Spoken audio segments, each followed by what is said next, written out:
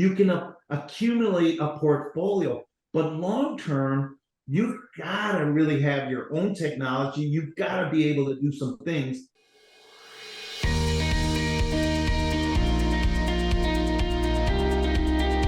Hey everybody, we had a great episode today. We interviewed legend in the industry, Juan Ortiz, who is a public speaker. He's a trainer. He's got 25 years of building a portfolio in the business.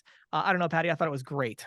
I thought it was so awesome. And I've been wanting to get Juan on this podcast for a while. He's probably one of the most successful salespeople I know in this industry. And I think everybody's going to learn some really insightful, get some insightful tips from him today. And then your question from the field was equally insightful. I really like that a lot, James. We were very much in the weeds on this one. So Yes. It's about marketing. So if you want to know how to go after a particular vertical by buying an email list, this is like really nitty gritty Facebook marketing and email list stuff of like just how to sell verticals. So That's what you're doing. You want to know that. That's what I talk about. And then Patty, tell us about the insiders. It's an update on surcharging. New Jersey's just signed into law a cap on surcharging. James and I discussed this a little bit. I think everybody will, if you're selling in New Jersey, you definitely want to pay attention to this. Yeah, so this podcast is sponsored by Nativia Banking. We do interview Juan Ortiz. Juan Ortiz is not a current sponsor, advertiser, paid anything consultant with me. And so this is just an awesome interview with a great person in the industry. So looking forward to that. With that being said, let's dive in. Well, hey, everybody. Welcome to the Merchant Sales Podcast. James and I are here today with my old friend, Juan Ortiz. It's funny, Juan, I've known you for years, but I didn't really meet you until the year that you won the Lifetime Achievement Award at the Midwest Acquirers. And I know you and I spoke there, and I was really hoping to get you on the podcast then, but our schedules never meshed. And then I ran into you again at this year's MWAA, and I said, I have to get you on the podcast. Not just because you're an awesome speaker, but because you have, some really an incredible story to tell. So, but before we get to all of that, maybe if you can give for folks that don't know you, a little bit of the backstory, how you began in the payments industry. I love the story you've told about your very first job and how your wife helped you get that. That would Anyway, what has it been, about 25 years or so? You've had a pretty long and illustrious career. So please. Yeah. Well, first of all, thank you guys for having me. It's really fun to be on a podcast in our industry. I do different podcasts as a motivational speaker. I've done it with therapists. I've done it with schools, different stuff. So it's nice to be on here. And again, James, congratulations on just what you've done and built. It's a tremendous following. It's really making an impact in our industry. But, I got started in 1998. October was my official first month in the business. A few months before that, my wife and I were talking about, because I was doing motivational speaking and I was pretty good. But the problem with speaking is you're your own business. You don't have insurance. You are only as good as your last speech. I didn't have a book back then. Now I have two. So, I was hustling to get speeches. But again, you can have a month where you go without one, and then you can have a month with 10 speeches. And so we just decided, we had 5 kids, and we just decided, you know what? We have got to get something more consistent. So I started looking for a job. Still going to speak, but I needed something flexible, like a straight commission job, something like that.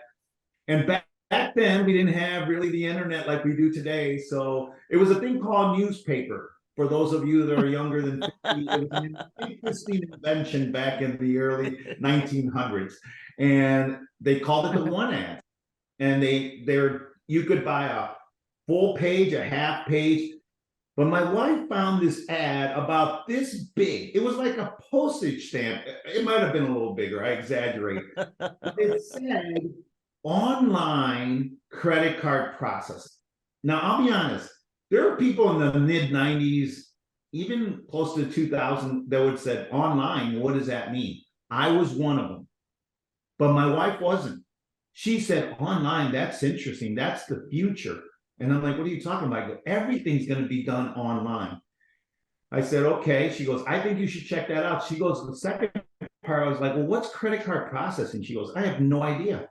I don't understand what that is. She goes, but it's online credit cards are big, but I don't know what the processing piece is up. She goes, why don't you make an interview? And so I did, but to make a long story short, I had 2 or 3 other interviews before I went on this. I called the number, set up an appointment, and right before my appointment, it was a Friday, I'll never forget, I actually got 2 job offers, and I was like, I'm off to the races. And they were pretty good job offers. They were like, nice base salary, commission, sales, and I'm like, I'm done.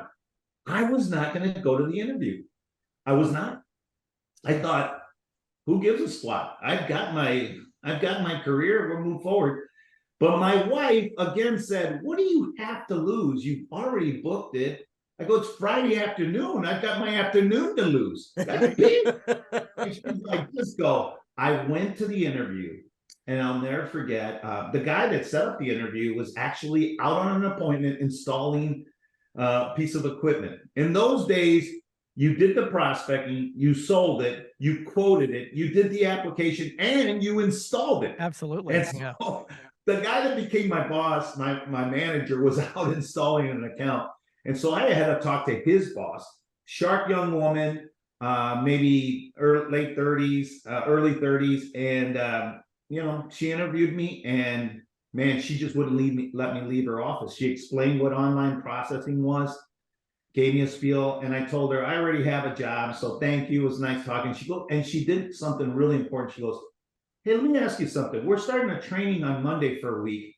What do you have to lose by staying with us? You don't start your job till a couple of weeks from now. And believe it or not, that saved my career, because I said, yeah. All right. She goes, I'll pay you per day. And at the end of the week, if you don't want to do it, you want to do it. And the rest is history. I never left. Wow, that's crazy. I love it. Yeah, it's so interesting. I'm having flashbacks, one from my own career of getting into it, because I was I got recruited by a company that was, same type of deal. And in my mind, I was like, well, I'll work for them for a little while until I find a real job. And here it's like 13 years later, I still haven't found a real job. You know what I mean? So it's crazy. So yeah, I love it. I love it. So obviously you have a long track record of success in merchant sales, building a portfolio. Give our audience some of the high level tips. What do you credit with your success? How have you been able to just build a book of business in this industry, which obviously has evolved and changed a lot during your career? What I was fortunate to get involved in, I didn't know at the time, there was an existing successful team at the head of this ISO. And it was a company called Data Transfers Associates. The CEO had been in it for a while. He had done it as an agent and was growing, decided to start his own ISO. But he had put together a team of about 5 or 6 really good players, all in different positions, underwriting, sales, marketing, and he had really put a great team together. I was just a sales rep. But what I was fortunate enough is I grew and I sold. I was at the point where I was doing 20 plus accounts a month. And back then, you would know, James, it was like so many merchants still weren't even accepting credit cards. Crazy. Yeah. Mind-boggling. Yep. And the equipment, the Trans 330 and some of the stuff, we were like, this is the best thing ever invented. Right. Today I use it for, doorstop. But here's bookend. I didn't realize I was getting involved with a team of leadership that was really together.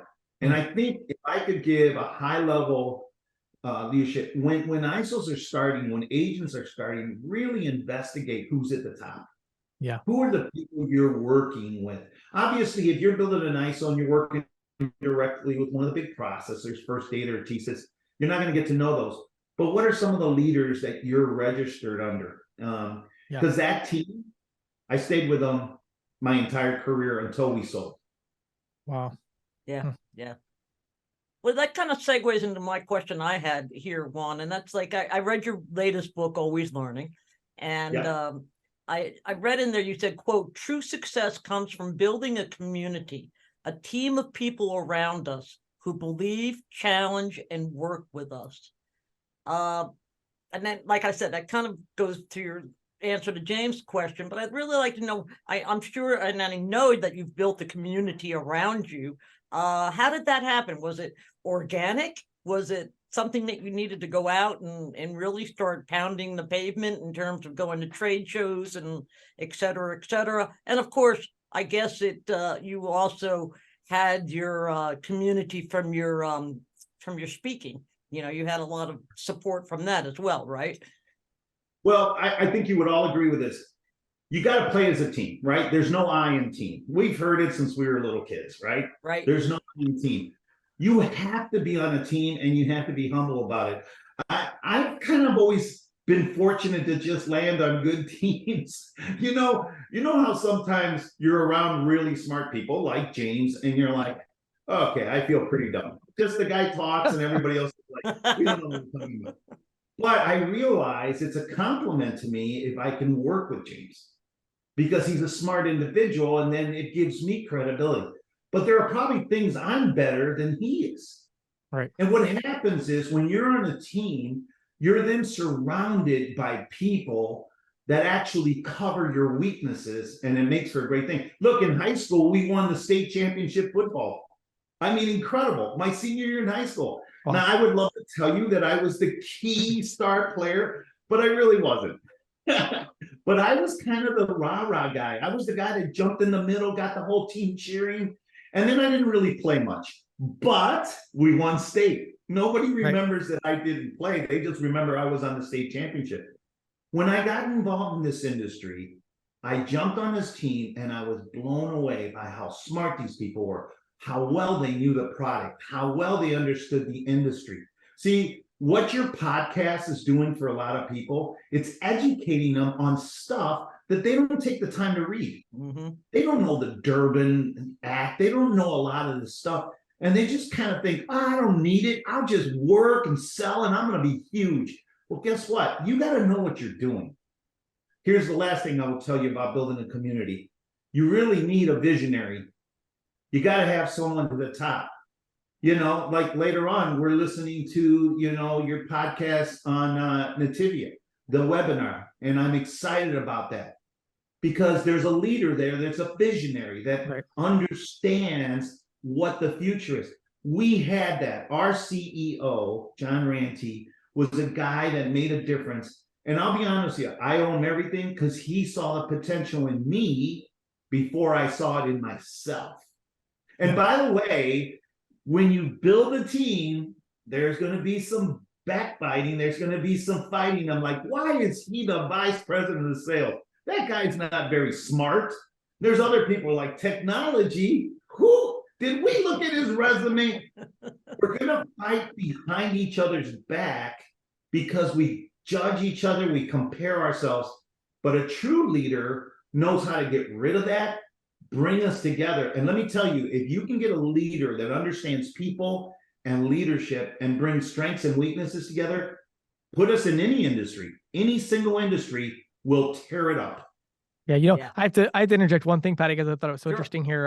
I just got this book, by the way, like a couple of days ago, so I started reading it. So it's so interesting, Juan. So in our company, CC Sales Pro, you just hit on two of our core values. One of them is called always learning. And so I thought that's so interesting. And, the importance of that. And the other one that we have is always inspiring. And that's this idea of everybody in the company is positive and we have a zero drama policy. Mm-hmm. That is so crucial, right? If you're trying to build a big team, at the time of this recording, literally yesterday at about 4:30, I got an email from one of my top people about an issue that he was having with somebody else on our team. So called my wife. Hey, Christina, I'm going to be here late. From 4:30 to 6:30 or 7, I went back and looked at emails. I went back and looked at communication. I went back and looked at the claims that were made and everything so that I was ready today to bring these people together so we can have a conversation and sort this out. Because, right? I mean, Juan, as soon as you get the drama in there, oh boy, and you've got to jump in and you got to take care of it. Otherwise, it's going to eat your organization alive.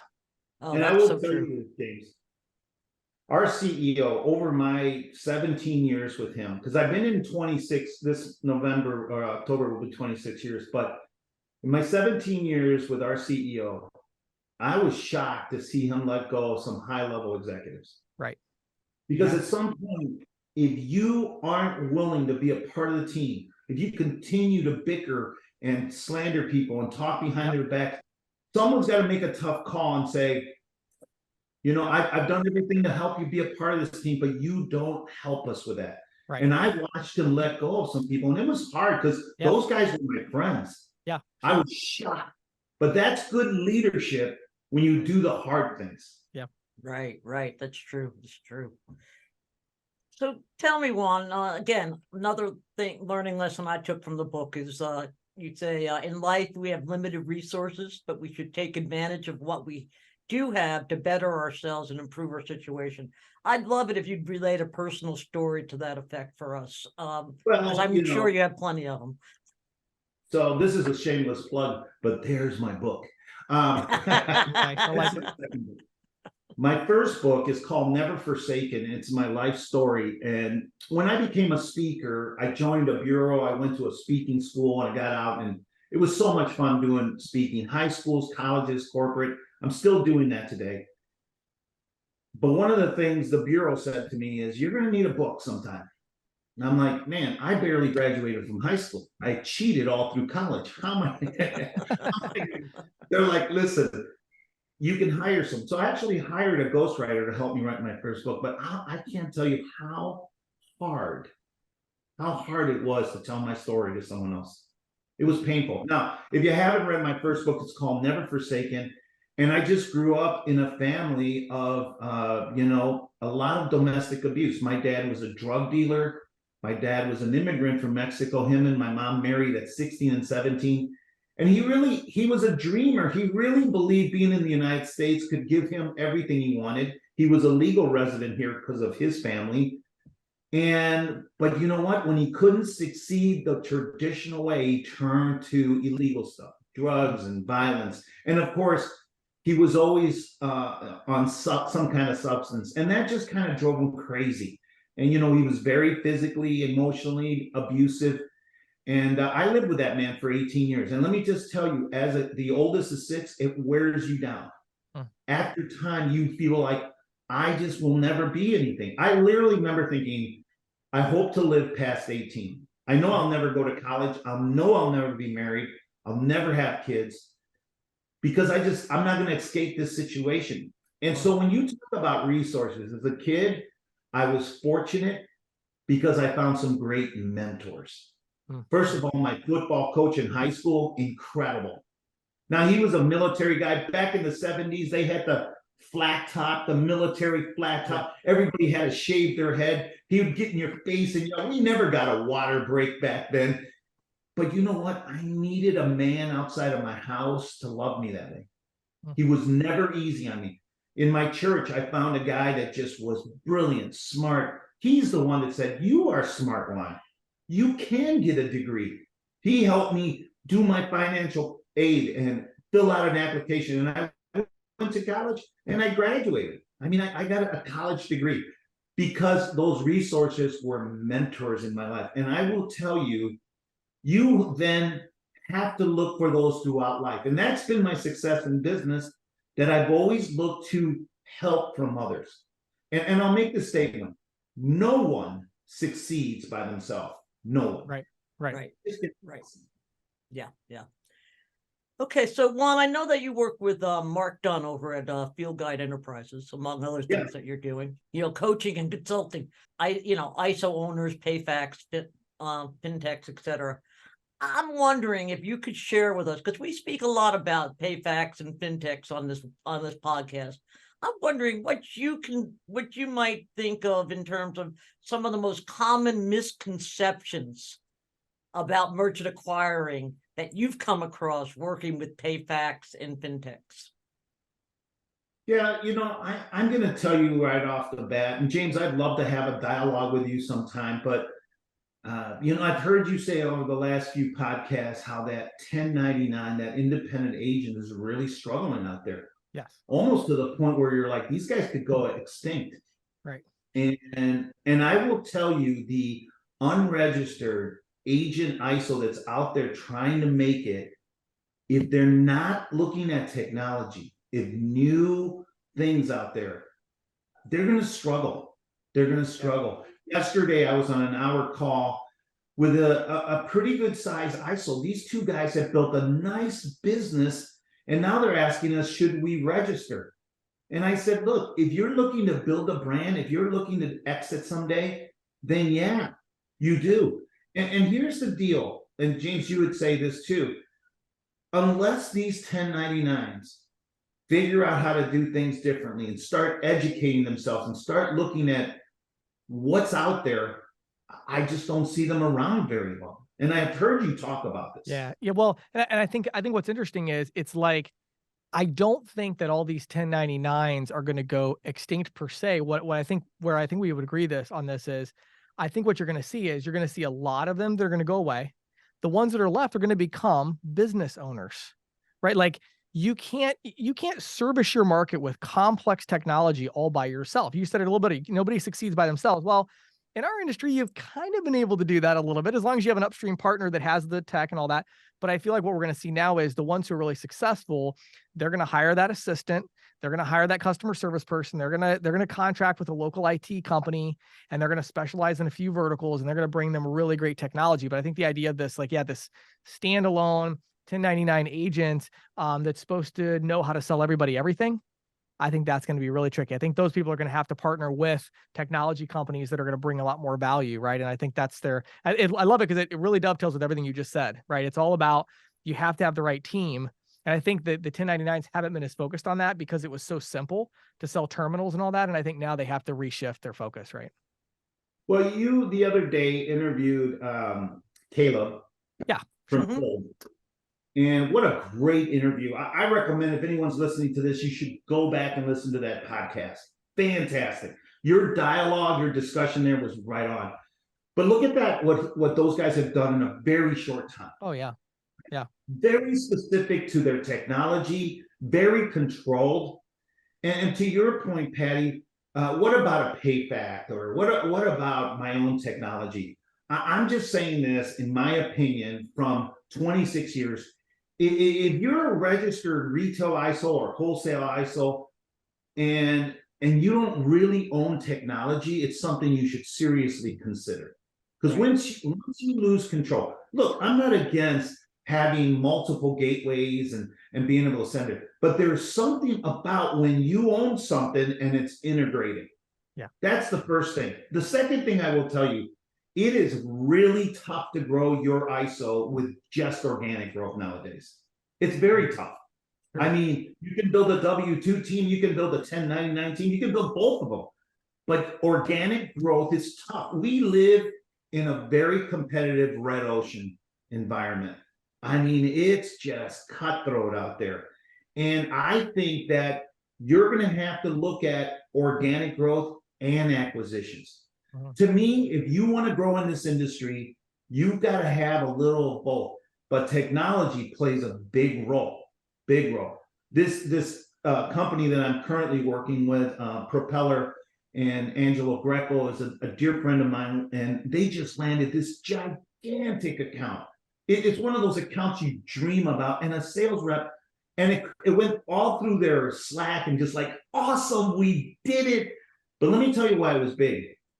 It was integrated. It was technology. It was complicated. Those big accounts don't move because, man, Juan, you are a good-looking guy. They're not interested in how good or funny I am. They're interested in, can you make this work, and is it secure, and will it be up 99.9% of the time? Right. And so technology is crucial. Yeah. You're going to have a PayFact situation. You better know how it works. You better know how to sell it and when to sell it. And so that is what I would tell you, Patty. I think is where it's missing out there for a lot of ISOs. They're just trying to get more accounts, and it does work. James, you just said it. It does work. You can accumulate a portfolio, but long term, you've got to really have your own technology. You've got to be able to do some things like acquisitions that'll bring you. And that's what Mark and I at Field Guide are really advising a lot of these ISOs. Well, I think too, it's an interesting one, how those two really fuel each other, right? Because, you know, one of the reasons it's so hard to build organically right now is because a lot of the ISOs that are trying to build organically have nothing to offer. That's right. Right. And so then all of a sudden you go do this acquisition, and let's say you acquire a technology company that goes after home service providers, right? Well, now you just gave your sales team jet fuel. Now you say, all right, we're going to take the next 3 months. We're only going to go after home service companies, and we're going to broaden our territory a bit.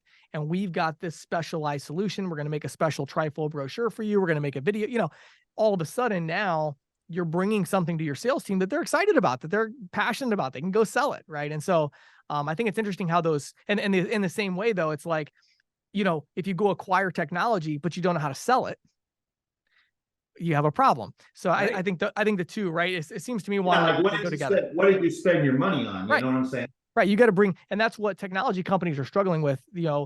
It's one thing I think is so interesting about this conversation, Juan, and I'm sure we could talk for another hour, but what's interesting to me is when you talk to most of the ISVs out there, I think our industry has this perception like, well, there's these stale old legacy ISOs that really struggle. And then there's these hot fintechs and tech companies, and they're just taking off like a rocket ship.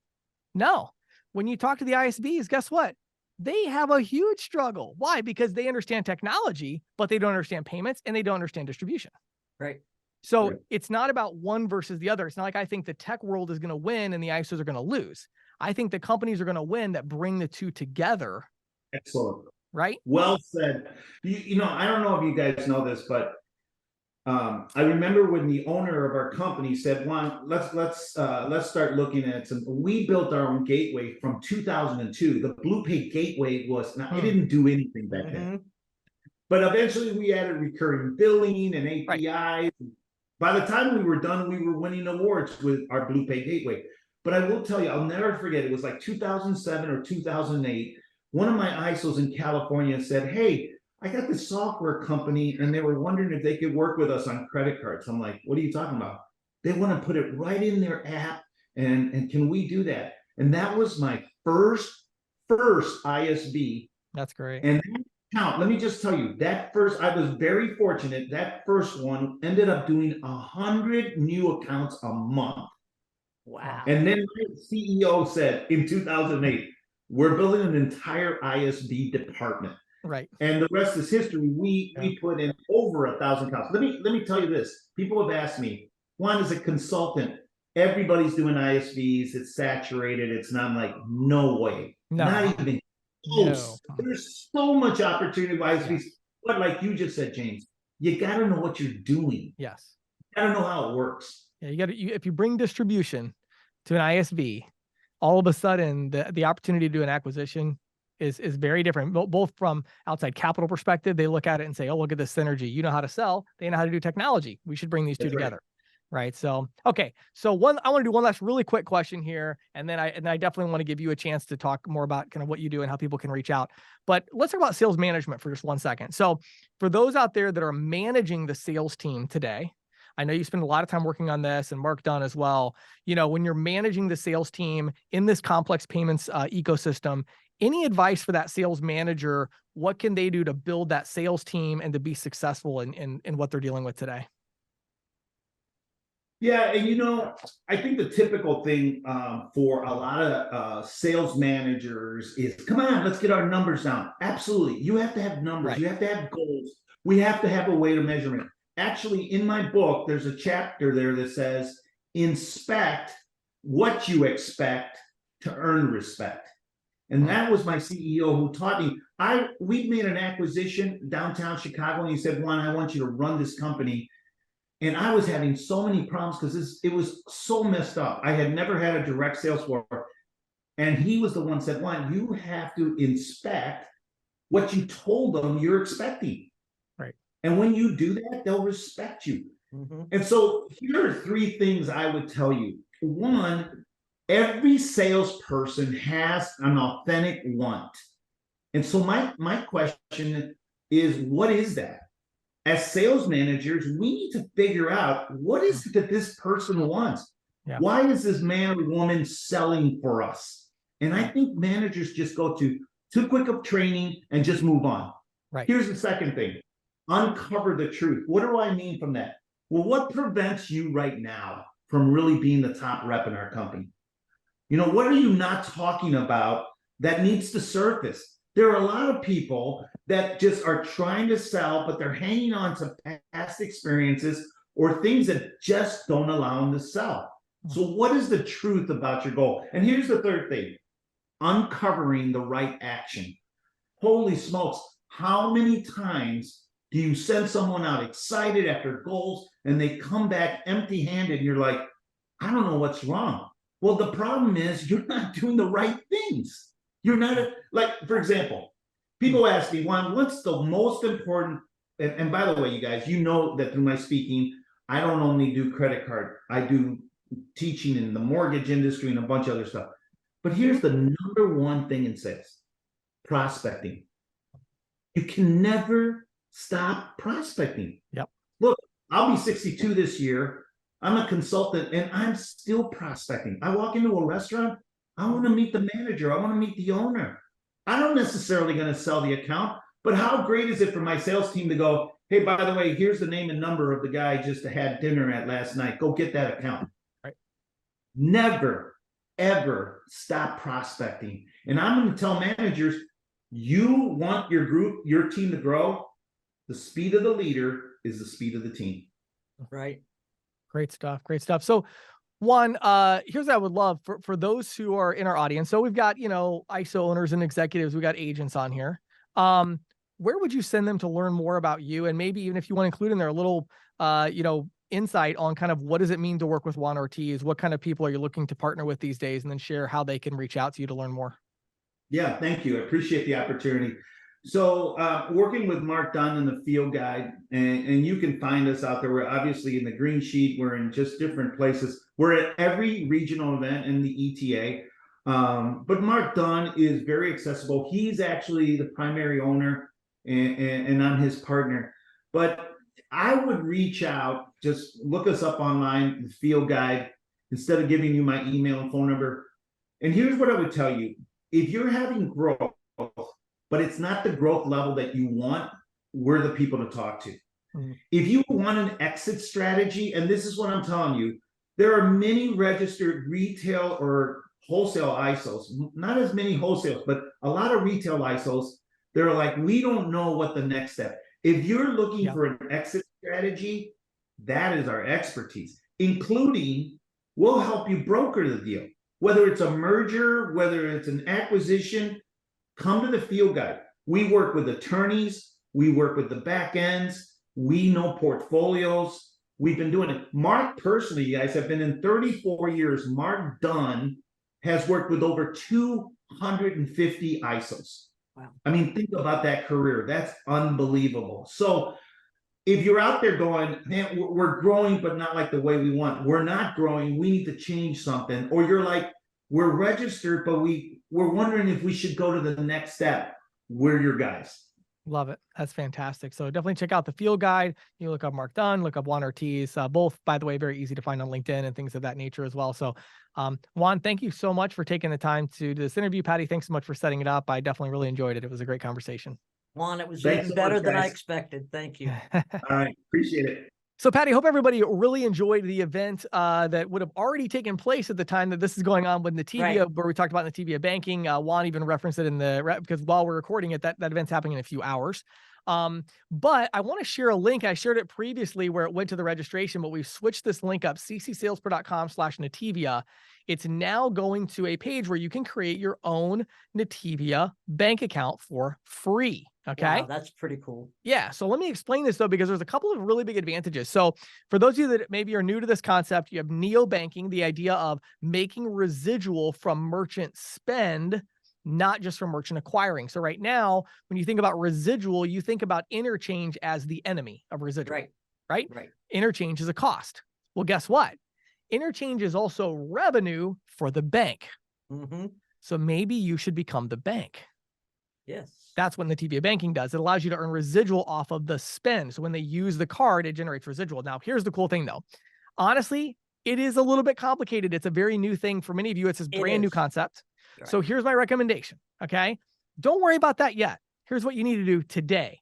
Open a Nativia bank account yourself to understand how it works. And two things are going to happen for you.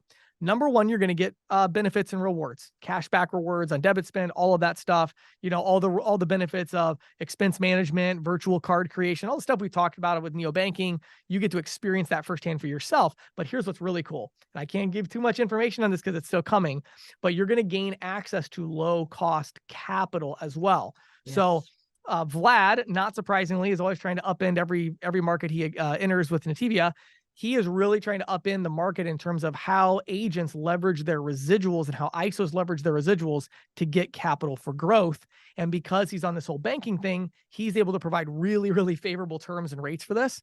So the idea he has is that if you're an ISO or an agent, he wants you to open a bank account, use that bank account for your residual deposits that come in, and then spend with the cards and all your, like you would do with your normal bank. Right. But by doing that, he now has access to that information of, hey, here's your residual, total residual deposit. He's able to then say, hey, well, if that's your residual deposit, maybe we can advance you X amount. So he's working on low cost capital. So, but even if he wasn't, you need to understand neobanking. And the best way to do that is to use it. So go to ccsalespro.com/Nativia and check it out. Netevia, Nativia. So ccsalespro.com/Nativia. Open a free Nativia bank account and check it out. And just as a quick postscript, James, I would believe that the webinar that you're putting on will be available online. Absolutely. Go to youtube.com/ccsalespro. And whenever you're listening to this, it'll be up there near the top, or just search for Nativia and CC Sales Pro in the YouTube search bar, and I'm sure it'll pop up. Yeah. Right. So thanks, Patty, for that. Appreciate it. So Patty, today, questions from the field. I want to talk about what to do with an email list. All right. Oh, that's a good one. So this is going to be very specific today. Now, this is actually the answer to a very specific question that I had yesterday from an ISO owner who's looking to go after a specific vertical. And he has been able to acquire a list with thousands of email addresses on it. Okay. So a new list? Yeah, well, it's a list. I don't know, we'll find out, right? That's why I'm talking about it. So what do you do with an email list? It used to be really simple, right? You email them. Right. That's what you do with an email list, right? Not anymore. No. Okay. So in case you were wondering, sending a spam email message is not a great strategy for you. And it can actually do a lot of damage to your brand reputation and things of that nature. And so I want to kind of overlap this a little bit with one other strategy, which is content marketing. Okay. So when we talk about content marketing, what we're essentially talking about is an education approach to marketing. So rather than making a direct appeal and saying, hey, sign up for our service, you're saying, hey, here's a free ebook, or here's a podcast episode, or here's a blog article, or some type of content. Here's a link to our YouTube channel where we educate, or our Instagram, whatever it is, right? So that's content marketing. So if you didn't know what that is, there's a great book. I actually just had one of my top people read it because it's so good, called Inbound Marketing. It was actually written by the founders of HubSpot I think it was like a decade ago that they wrote this book. But it's so relevant to give you this foundational understanding. So I would highly recommend that book. But we have content marketing. Well, how does this layer over to an email list? All right. If you get a big email list, I'm going to tell you exactly what to do with it right now.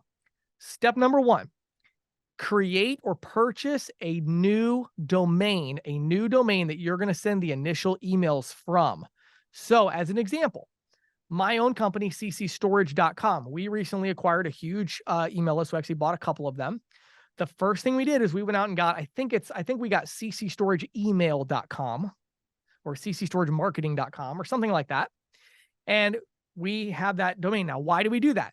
Because what you may not realize is if you get more than about 1 out of 1,000 emails marked as spam, then the email service providers like Gmail and Yahoo and Outlook, they start to blacklist your domain. Right.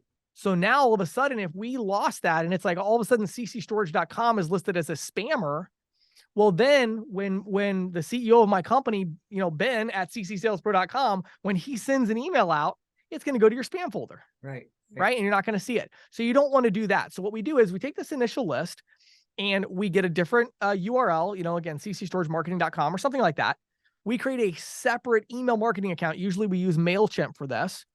And we then send a series of usually 3 to 4 emails that have no sales pitch at all, purely content marketing. So in this case, we do a weekly podcast. We also have an ebook. So we did a drip campaign of our 3 most popular podcast episodes and an free ebook download. And we went the 3 podcast episodes first, then the free ebook download. Okay. Here's what we did next. We then take that list. Now, hopefully we are still able to send all 4, depending on the quality of the list. MailChimp might shut your account down after the first one because you might have had a lot of people mark it as spam. But if you can provide great content and a good subject line and all of that, work with Patty Murphy. What is it? It's Scribes. Well, go to proscribes.net. Proscribes.net. Yes. And- Have Patty write this stuff for you. Right. There'll be a click for more information to contact Patty kind of thing. There you go. So have Patty work with you on this, but you want to create a fantastic, series of emails and things like that are going to go out and just free content. Then take a report and take all the people that opened the email but did not mark it as spam after 4 emails. Right. Import all those people into your core list that you send from your regular domain and continue. Right. So the idea here is when you're going after a specific vertical, if you want to see big time growth, first of all, you got to come up with a good content marketing strategy, right? How are you going to educate the market on what you're doing and have a consistent weekly content marketing strategy? And then you just got to add more people to that. Right now, there's one other way you can use this email list though. In addition to that, go into Facebook and create what's called a Facebook custom audience. And you can upload this entire email list. Now, depending on how relevant the email list is, how recent it is, you can look at probably 30 to 50% of those emails. Facebook is going to find those people on Facebook. So just a real quick question. They're going to find them as individuals or as businesses? Individuals. Okay. 100%. All Facebook marketing is to individuals, right? Okay. So they're going to find, so like we have a list, we just bought a list that's a total of about 9,000 emails. And so our Facebook audience, I think ended up being around 3,000, right? So, so now what we do is we take our content strategy, in this case, our podcast, right? And we just are implementing it today. Hopefully in a week or two, it'll be live, where every week when we publish our podcast, we're going to boost it to those 3,000 people that we found on Facebook from that list that are self-storage property owners. Right. And we use that. Then we can also on Facebook, that's also where we can do the hard sell because they can't mark us as spam. That's where we can do the hard sell of schedule a demo, schedule a demo, schedule a demo. Every time they log in, they're going to see schedule a demo. Right. And we're also promoting our content. So those are just a couple of quick tips for you to understand when you get that email list, what to do with it. The number one thing is make sure you have a good content strategy. If you don't have a good content marketing strategy in this day and age, you're pretty much dead in the water as far as doing any kind of online marketing, because, like Juan was saying on our podcast today, I mean, you need to stand out. If you want to stand out, you got to do something other people are not willing to do. In our case, we're really blessed to have a studio and all this equipment. So we started a podcast for self-storage property owners, but you can, again, hire somebody like Patty, write blog articles, even a weekly blog post about your specific vertical. That's great. You're going to send that out every week with a great subject line. That's going to draw people to the website. And I'll give you one final tip, and then I'll be done for today on the marketing stuff. Make sure that if you're going to do the Facebook marketing, that you also install something called a Facebook Pixel. Now, you can look this up on YouTube and learn all about it, but you can get a Facebook Pixel as a little snippet of code that you can install on your website. So now everybody who visits your website and looks at that blog post, even though Facebook might not have found that person when you uploaded the email, if they're on the same computer that they use for Facebook when they read your blog post, you can add that to your custom audience and say, find all the people on this email list, but also everybody that visited my website in the last 90 days. That's very cool. And so now you can build it up. So I wanted to give just some really like nitty gritty, detailed, practical stuff today on the marketing side, because as many of you are shifting, and I'm, it's interesting talking to Juan about it today, but I mean, I'm actually really encouraged, Patty, at so many ISOs and agents I'm talking to who are making this transition to vertical specific, right? I'm seeing a lot as well. Yes. And what I just gave you today is like marketing 101 of like, for those of you making the transition to online marketing, what I just told you is like, that's like the easiest. I could tell you a lot of other stuff, but that's the core. Buy email lists, leverage them to promote your content marketing. There you go. There's your tip for the day. So, James, there's a new surcharging law in New Jersey. Yes, I saw this. took effect immediately as of, I believe it was like late July, early August. And it states that it's okay to charge customers additionally if they're paying by credit card. It's just not okay to profit from those charges. Right. They also have to post clear signage at the checkout, explaining it. The new law closely mirrors language that was included in a Colorado law. You'll remember back in 2021. Yes. That was a year that Colorado joined the majority of states now expressly allowing surcharging. But it said that the maximum surcharge a merchant can assess is 2% or the merchant discount fee. Right. Now, I reached out to our friend Jonathan Rossi, the expert on surcharging, compliance surcharging. just to quiz, query him about this law. And he, noted, of course, that the New Jersey law closely mirrors the car brand rules for surcharging. Right. Namely, you can't do it to boost profits. It also defines a surcharge as, quote, any additional amount imposed by a seller at the time of a credit card transaction that increases a charge to a consumer for the use of a credit card. Right. Now, Jonathan, of course, not surprisingly, he worked with the New Jersey lawmakers on this. And he told me that he expects other states to start following this prescriptive process that Colorado and New Jersey have taken.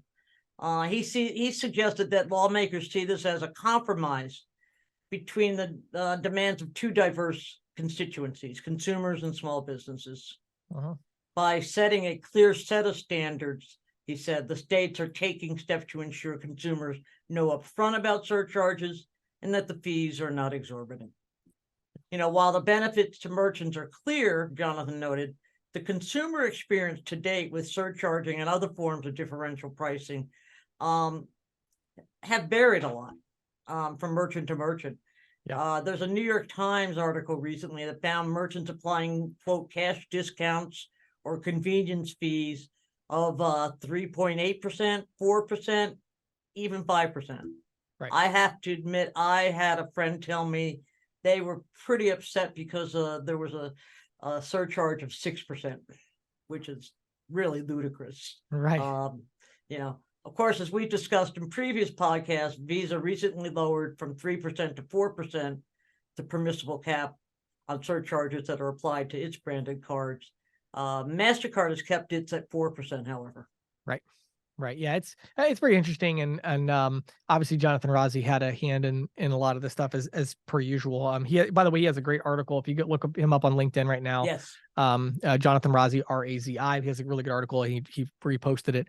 To be honest with you, this law, in my opinion, Patty, was a bit superfluous. In my opinion, when I read it, it was except that it gave them, the ability to say we did something.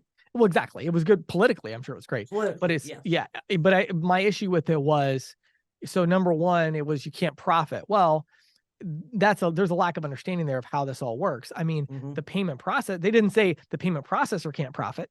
Well, the payment processor is the one that sets the discount rate. So as a result, they really didn't do anything there because, of course, the merchant isn't going to profit because the payment processor is going to take all the money. And I don't think that's a bad thing. I feel like the law just didn't really do anything. It showed how they didn't really know how everything worked. Right. And so, but the only thing that really stood out to me about the whole thing, which again, I'm sure Jonathan Rozzi had a hand in, is the language you just read as far as how they described it. Yes.